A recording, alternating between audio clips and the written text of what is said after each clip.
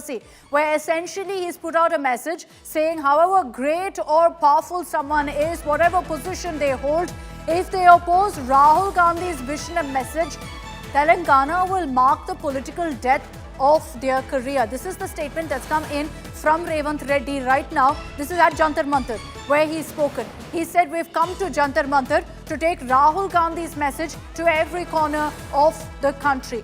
Revanth Reddy essentially suggesting that anyone who doesn't in fact stand by Rahul Gandhi's vision and message, Telangana will mark the political death of their career. A message essentially that anyone who's not with the Congress will have no political future in the state of Telangana. This is what Revanth Reddy has said in his address that's just happened a while ago at the Jantar Mantar in the national capital.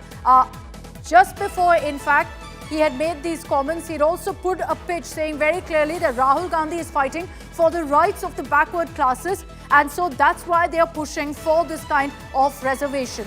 But Revanth Reddy now, the Telangana Chief Minister, has quoted controversy with this particular statement. Reactions already coming in with the BJP lashing out at the Telangana Chief Minister's message, saying that in a democracy there's no place for these kind of comments, where Revanth Reddy has said essentially that anyone who doesn't stand with Rahul Gandhi has no future in Telangana. He says it will mark the political death of their career. That's the message that the Telangana Chief Minister has given out. I'll take this across to our panelists as well for their reaction. So on this, Mr. Reddy, is this, you're seeing controversy over this. Ram Mohan Reddy, would you like to react to everyone who's questioning how the Telangana Chief Minister can talk about the political death of someone's career? But before that, let me listen in to exactly what the Telangana Chief Minister said.